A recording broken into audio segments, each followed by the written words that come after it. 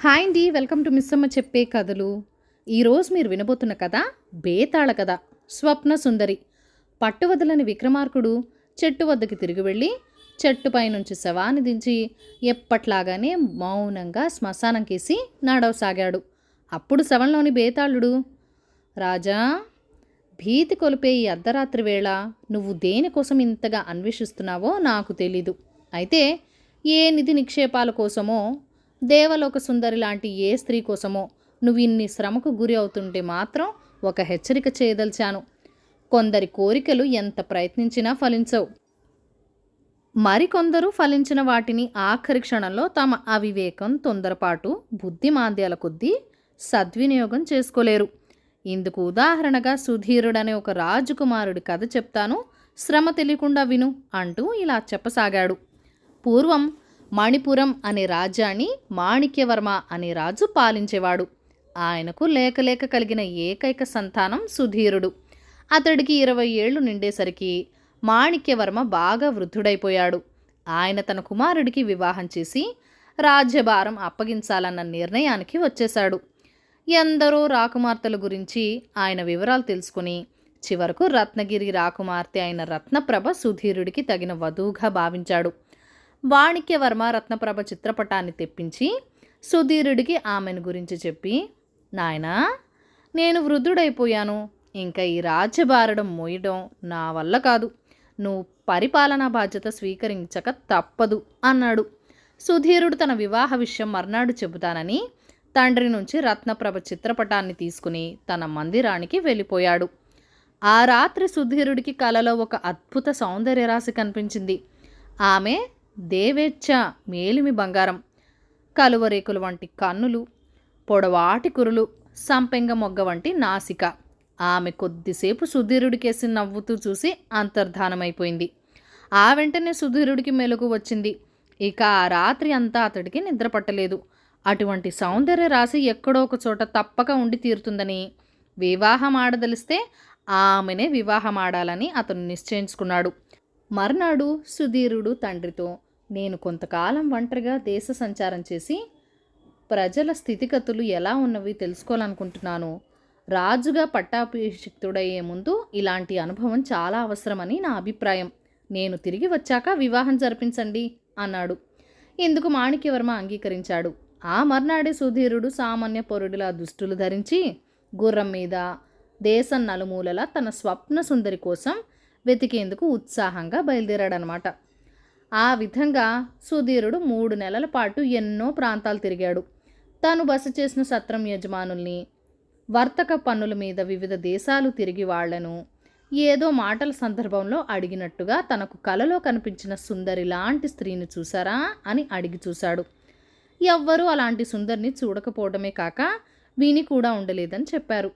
సుధీరుడు మరి 2 నెలల పాటు ఎన్నో గ్రామాలు, పట్టణాలు తన స్వప్న సుందరి కోసం తిరిగి చివరకు విసిగిపోయాడు.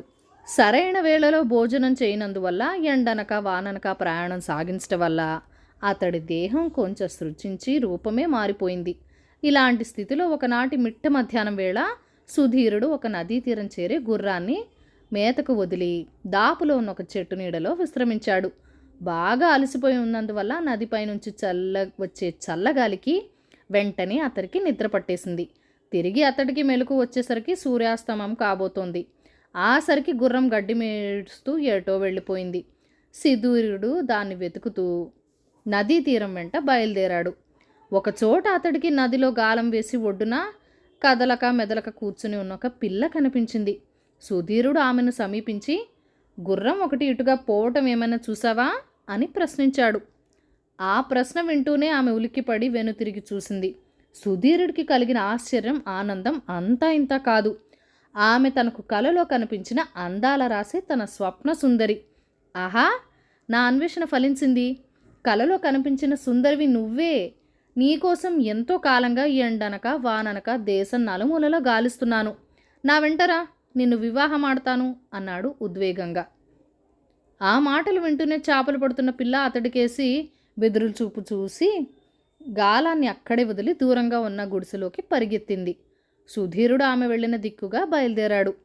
అతడు గుడిసెను సమీపించేసరికి ఒక గుడిసెలోంచి వృద్ధుడొకడు బయటికి వచ్చి సుధీరుణ్ణి నఖశిఖ పర్యంతం ఒకసారి పరీక్షగా చూసి, ఎవరు నువ్వు? ఏ ఊరు వాడివి? నీ తల్లిదండ్రుల పేరేమిటి? కలలో కనిపించావు, పెళ్లి చేసుకుంటానంటూ నా కూతురు వెంట పడ్డావట. ఇది మర్యాద అనిపించుకుంటుందా? అసలు నీ పేరేమిటి అని తీవ్ర స్వరంలో అడిగాడు. వృద్ధుడు అలా అనగానే సుధీరుడు ఒక్క క్షణం దిగ్భ్రాంతుడైపోయి తర్వాత తేరుకొని బొంగురుపోయిన స్వరంతో, అయ్యా, మీ ప్రశ్నలన్నింటికీ నేను ఇవ్వగలిగే జవాబు ఒక్కటే, నేనొక మూర్ఖుణ్ణి అని వెనుదిరిగి రాజధాని నగరం చేరి రత్నప్రభావను వివాహమాడి చాలా కాలం పాటు ప్రజారంజకంగా రాజ్యపాలన చేశాడు. బేతాళుడు ఈ కథ చెప్పి, రాజా, సుధీరుడు ఎన్నో శ్రమల కోర్చి తనకు కలలో కనిపించిన సుందరిని చూడగలిగాడు. అయినా అతడు తాము యువరాజునని వృద్ధుడికి చెప్పి ఆమెను తన వెంట తీసుకుపోక మూర్ఖుణ్ణి అని చెప్పి ఎందుకు వచ్చిన అవకాశాన్ని జార విడుచుకున్నాడు? ఇందుకు కారణం నిజంగా మూర్ఖత్వం, బుద్ధిమాంద్యము, లేక మరేమైనా ఉన్నదా?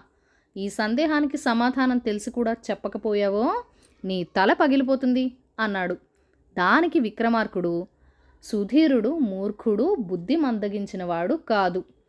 అట్లని అతడు వివేకి, జ్ఞానవంతుడు కూడా కాదు. కలలో కనిపించిన ఒక సుందరి కోసం వాస్తవ ప్రపంచంలో వెతుకునాడడం అవివేకం. అయితే ఆ నిజాన్ని వృద్ధుడు ప్రశ్నించే వరకు అతడు గుర్తించలేకపోయాడు. వృద్ధుడు అడిగిన ప్రశ్నల తీరు సుధీరుడిలో వివేకోదయానికి కారణమైంది. ఒక సామాన్య పేద తన కుమార్తెను వివాహమాడవచ్చిన వాణ్ణి అతడు తగిన వరుడో కాదో తెలుసుకునేందుకు ఎన్నో వివరాలు అడిగాడు. అలాంటి స్థితిలో తాను యువరాజయ్యుండి కాబోయే రాణికి ఎలాంటి అర్హతలు ఉండాలో ఆలోచించక కేవలం కలలో కనిపించిన అందచందాలు చూసి భారీగా తెచ్చుకోవాలనుకున్నాడు. ఇది మూర్ఖత్వం. ఇందుకు మించిన మూర్ఖత్వం మరి ఉండదు. అది గుర్తించే సుధీరుడు స్వప్న సుందరి తండ్రికి తాను ఎదురైంది తెలియపరచకుండా కేవలం మూర్ఖుణ్ణి అని చెప్పి రాజధానికి తిరిగి వచ్చాడు అన్నాడు. రాజుకి విధంగా మౌనభంగం కలగ్గానే బేతాళుడు శవంతో సహా మాయమై తిరిగి చెట్టెక్కాడు. కథ కంచికి మనం ఇంటికి. ఈ కథలను లైక్ చేయండి, షేర్ చేయండి. మన ఛానల్ని ఫస్ట్ టైం చూస్తున్నట్లయితే కనుక ప్లీజ్ సబ్స్క్రైబ్ చేసుకుని మీ సపోర్ట్ ఇవ్వండి. మీ అమూల్యమైన ఫీడ్బ్యాక్ అండ్ సజెషన్స్ నాతో కామెంట్ సెక్షన్లో కూడా షేర్ చేసేయండి. Thank you for watching. Bye bye.